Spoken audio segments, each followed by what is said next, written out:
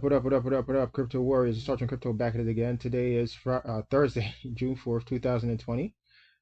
Oath of Enlistment. I do solemnly swear or affirm that I will support and defend the Constitution of the United States against all enemies, foreign and domestic. Think about that. Let's get into it. This is coming out of CNN. I don't like CNN, but they're playing a video here that's very relevant to what's happening in today's world. I'm just going to play the video real quick. Here we go. Mattis has just come out with a jaw-dropping statement. This is pretty stunning, right? This is a person who had come into this administration at the beginning, stood by him, and his words will stop you in your tracks. Let me read some of the real meat here. He says, quote, "When I joined the military some 50 years ago, I swore an oath to support and defend the Constitution.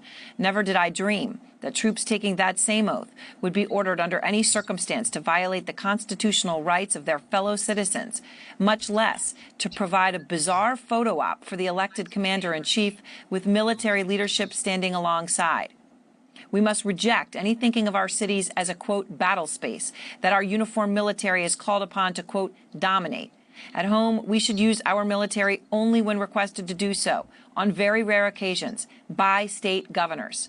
Militarizing our response, as we witnessed in Washington, D.C., sets up a conflict, a false conflict, between the military and civilian society.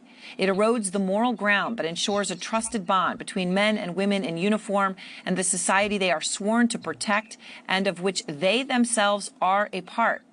And Mattis then goes on to say, quote, "Donald Trump is the first president in my lifetime who does not try to unite the American people, does not even pretend to try.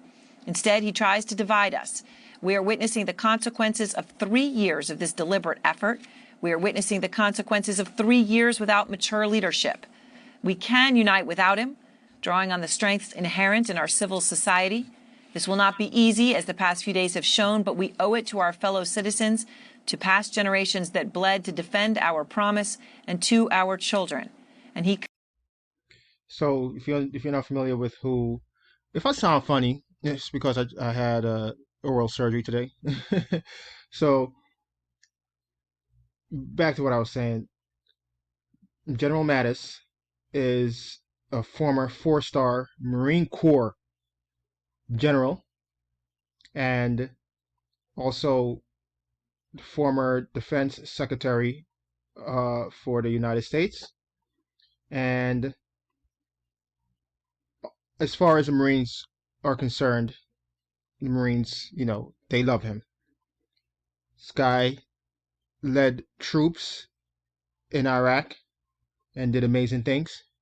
So his content, his character is beyond reproach. I can't even speak. Okay? Reproach. I hope I said that right. I sound so messed up right now. But this video has to go out. I want to show you a few more clips here from Twitter. This letter is supposedly from the current chairman of the Joint Chief of Staff. Number 1, every member of the U.S. military swears an oath to support and defend the Constitution and the values embedded within. This document is founded on the essential principles that all men and women are born free and equal and should be treated with respect and dignity. It also gives Americans the right to freedom of speech and peaceful assembly. We in uniform, all branches, all components, and all ranks remain committed to our national values and principles embedded in the Constitution. During this crisis, the National Guard is operating under the authority of state governors to protect lives and property, preserve peace, and ensure public safety. As members of the joint forces, comprised of all races, colors, and creeds, you embody the ideals of our constitutions.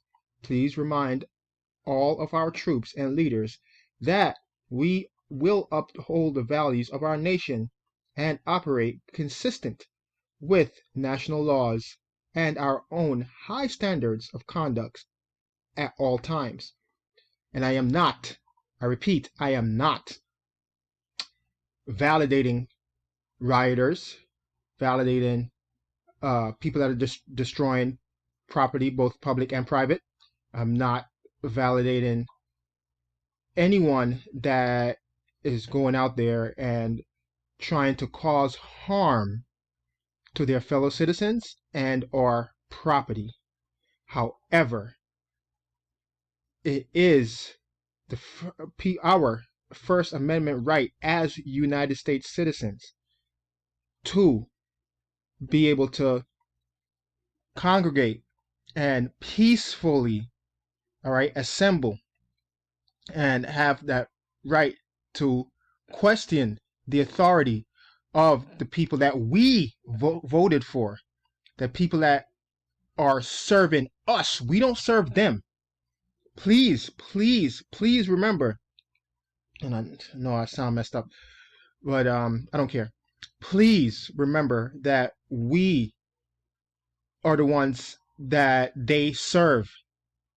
Politicians, the police officers, and the military serve us, the citizens. And I am a former Marine, and I'm telling you that this is what I know to be true, and this is what I believe with all my heart, that they serve us. We don't serve them. And as long as we are peacefully, all right, demonstrating and peacefully assembling, then that does not give them the right to come and disturb us, to come and tear gas us, to come and quote unquote break us apart. Okay?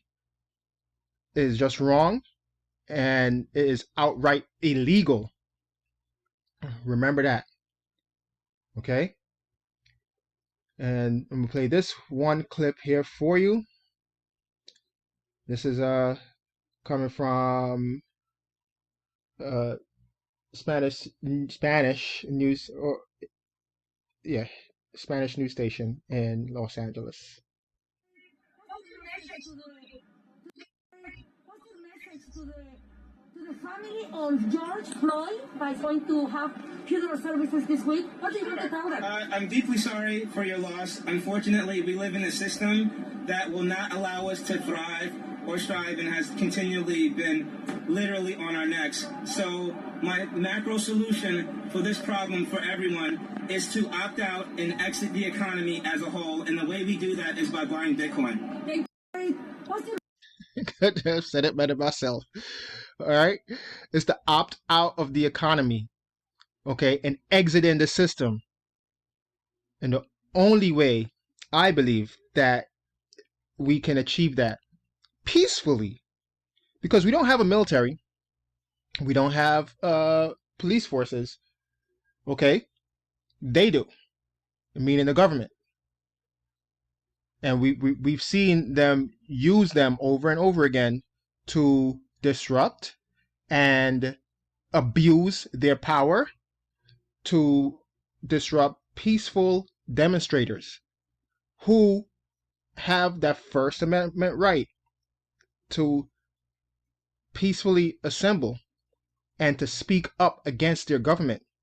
Okay, so you want to abuse your power? Okay, no problem.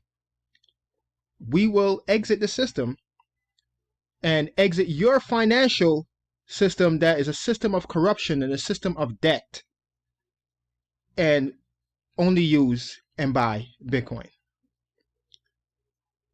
That is what we need to do. And that is what me personally, not financial advice, but me personally, that is what I am doing. And that is what I have done. I am having an issue right now, personally, with my bank because I decide to use my own money that I get paid with to buy Bitcoin. Every time I get paid, because sometimes some clients just don't want to pay me in Bitcoin, that's fine. But every time I get paid and I send my money to an exchange, i.e. like the Gemini exchange, or I wire my money over to them or something to that fact, they basically freeze my account. Okay, try to lock me out of my account because I don't want to be a part of the system anymore. We have to opt out of this system. We have to exit this system. That's the only way we can affect change. Okay? That's the only way we will see change, is by using Bitcoin, is by getting out of their corrupt financial system and starting our own. Let me know what you think in the comment section below. Thank you for watching. It's your boy, Sergeant Crypto, and I'm out. Peace.